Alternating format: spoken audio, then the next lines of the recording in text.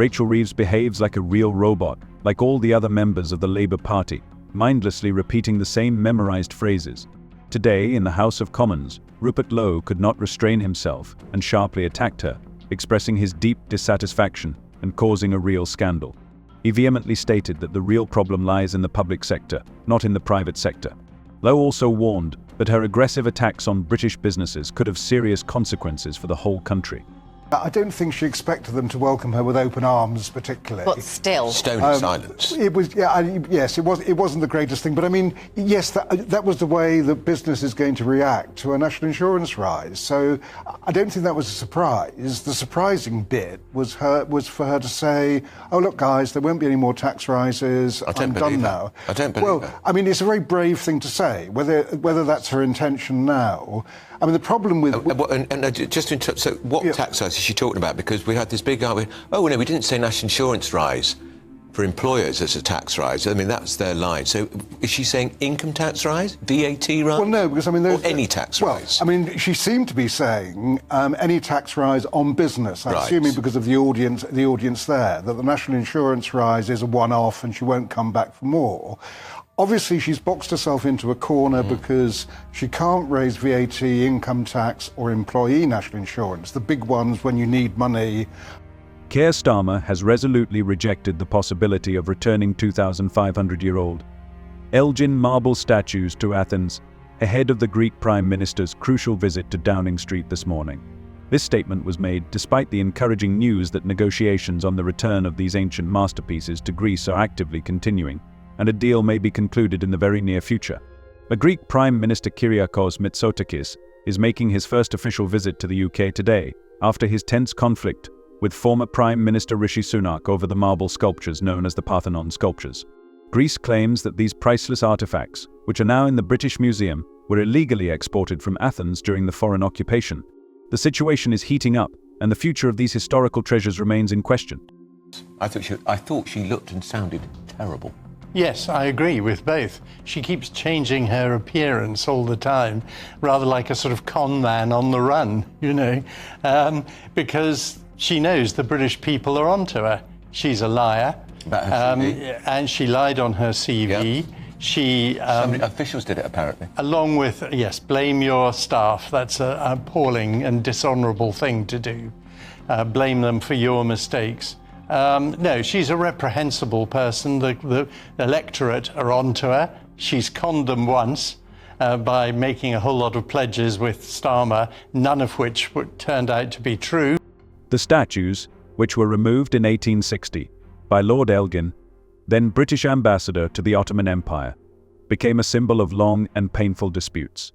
Despite the fact that the UK has stubbornly denied accusations of their illegal export for many years, these marble masterpieces have become a source of political conflicts that have not subsided. Diplomatic tensions reached their peak when Sunak cancelled a meeting with Mitsotakis last year after the Greek Prime Minister demanded the return of the sculptures. However, Downing Street insists that the marble sculptures are still under the control of the British Museum. However, hope does not fade. Experts report that negotiations between the management of the museum and the Greek Ministry of Foreign Affairs are actively continuing, and a deal may be on the horizon. There are rumors that a possible agreement may include the exchange of sculptures for other outstanding Greek works of art. The representative of the British Museum stressed that negotiations with Greece on cooperation regarding the Parthenon are ongoing and constructive, but there is still tension and expectation in the air. Well, not in the budget specifically, but what she has promised British business is economic growth. And again, we go back to the... How can you promise economic growth if you don't encourage business? Well, it's madness. You can still tax business, but the economic growth would come through the green technology that they're promising. And you're talking then about 650,000 jobs. But you were talking about it's quite a serious allegation to say that she conned people. She did. Where is the con? What was the con? What is the promise she's actually broken, or the thing she said she would do that she hasn't done? She said she wasn't going to raise taxes. A real scandal broke out in the House of Commons today when Rupert Lowe, overcome with anger, sharply attacked Rachel Reeves, openly expressing his displeasure. The Prime Minister, trying to calm the passions, explained that the allocation of a whopping £20 billion is related to the legacy of the coal industry which the government is now forced to deal with. A detailed report was published on how these funds left over from the previous government were used, and this caused a storm of discussion. At the moment, they are actively working to develop the economy, using our National Welfare Fund, reforming planning, the pension system and modernizing public services to serve the interests of people who have entrusted their votes to us. How do you feel about this? In other news, an alarming incident occurred on the Portsmouth waterfront. An unexploded ordnance was found, which caused an immediate evacuation and the establishment of police cordons in the South Sea area. The discovery occurred this morning by employees of the Coastal Service, which led to urgent actions by emergency services. Hampshire police are currently actively working at the scene on Pierce Road, where numerous cordons have been set up around the Clarence Esplanade, creating an atmosphere of tension and expectation. The incident has led to the closure of several popular coastal attractions, and authorities are urging residents to avoid the area while hazardous waste disposal work continues. Emergency services remain at the scene to ensure the safety of the public in the affected areas. Some sections of South Sea Common were also cordoned off. Hampshire police confirmed that the evacuation order did not affect residential buildings. The cordon continues to operate around the Clarence Esplanade, where sea protection work was carried out at the time of the discovery of the munition. Visitors and locals are being directed away from these popular places while specialists deal with the incident. A spokesman for Hampshire and Isle of Wight Police said, "We are working with the explosive ordnance disposal team to safely dispose of this facility. Police are urging the public to avoid the area until the work is completed and promise to provide updated information as soon as the cordons are lifted." Local businesses actively use social media to inform visitors about the current situation.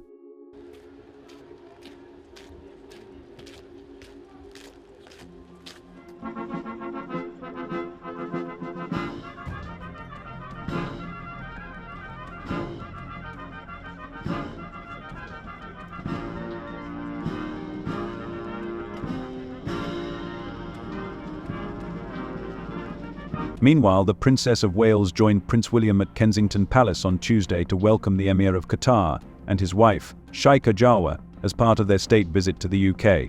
It was Kate's first significant public appearance since completing cancer treatment in September, marking an important step in her return to royal duties. At this event, Kate chose a maroon Sarah Burton coat dress for Alexander McQueen and a matching hat from Sahar Millinery, which symbolized respect for the flag of Qatar. She complemented her outfit with a pearl necklace that may have belonged to the late Queen Elizabeth II. Kate's dark hair was styled in an elegant chignon, completing her sophisticated look. Unfortunately, Queen Camilla was absent from the ceremony, as she refused to participate on Monday evening due to a chronic chest infection.